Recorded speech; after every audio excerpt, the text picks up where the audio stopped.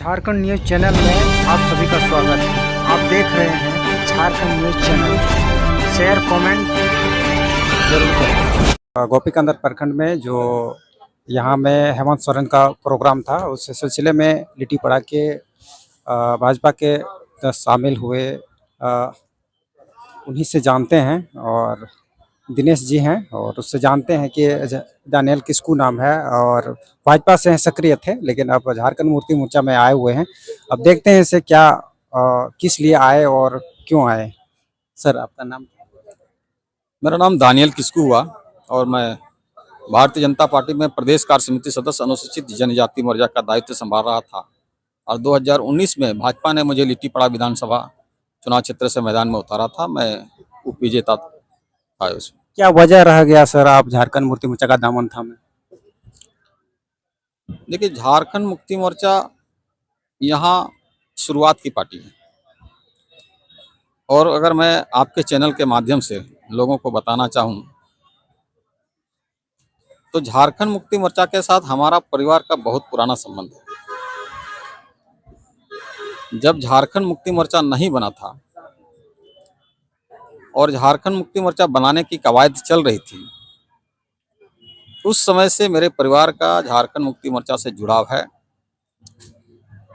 और यहाँ के विधायक दिनेश विलियम मरांडी हमेशा कहते हैं कि शिबू सोरेन जी को स्वर्गीय साइमन मरांडी जी ने संताल परगना लाया था, लेकिन मैं आपके चैनल के माध्यम से खंडन करना चाहता हूं कि शिबू सोरेन जी को स्वर्गीय धोना किस्कू, जो एडिशनल डिस्ट्रिक्ट जज भागलपुर से रिटायर हुए,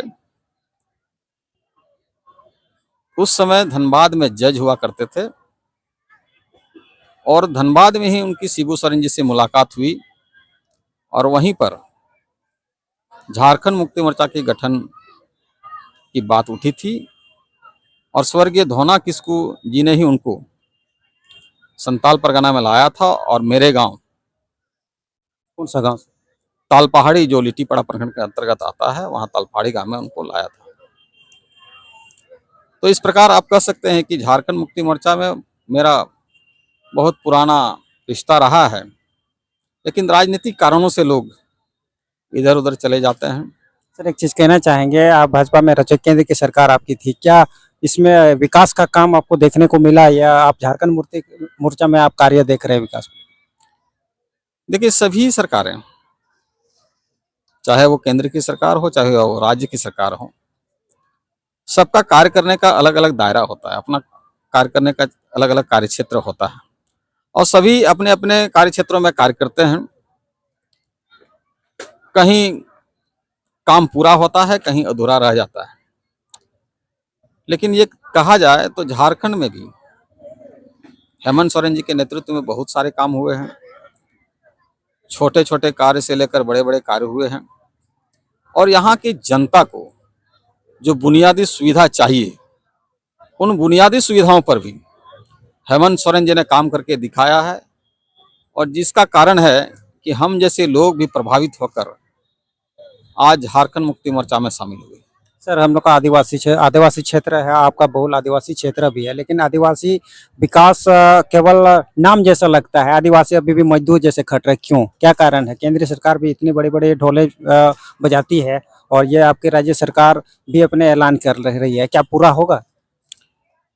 देखिए, पिछड़ापन दूर करने के लिए सरकार के साथ साथ, जनप्रतिनिधियों के साथ साथ स्थानीय जनता को भी, यहाँ के लोगों को भी प्रयासरत होना होगा और जब तक आप स्वयं से अपना स्तर उठाने का प्रयास नहीं करेंगे तो आपको कोई भी ताकत ऊपर नहीं उठा सकता है। इसके लिए आपको निरंतर प्रयास करना होगा। आप अपने समाज में देखेंगे, अपने आसपास में देखेंगे, बहुत ऐसे निठल्ले और निकम्मान लोग बैठे रहते हैं जिनको कोई काम नहीं होता है। मेरा आग्रह रहेगा कि वैसे लोग अपने भविष्य के बारे में चिंता करें, अपने बाल बच्चों के बारे में चिंता करें, अपने परिवार के बारे में चिंता करें।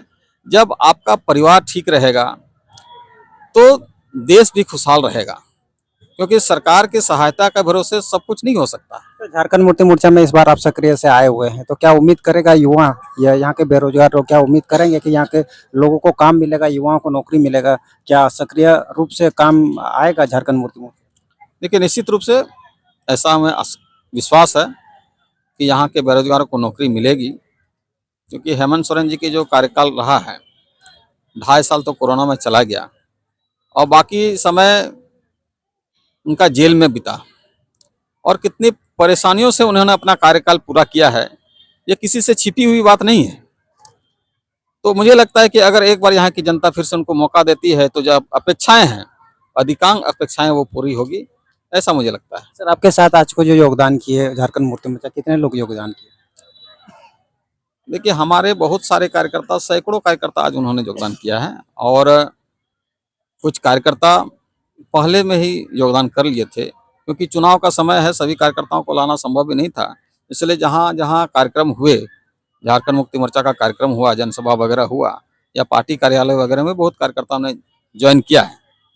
तो मुझे लगता है कि सब मिलाकर अगर देखा जाए तो हजारों कार्यकर्ताओं ने झारखंड मुक्ति मोर्चा ज्वाइन किया है, और मैं भारतीय जनता पार्टी में था, इसलिए अधिकांश भारतीय जनता पार्टी के कार्यकर्ता झारखंड मुक्ति मोर्चा में शामिल हुए हैं, जिससे झारखंड मुक्ति मोर्चा को मजबूती मिली है।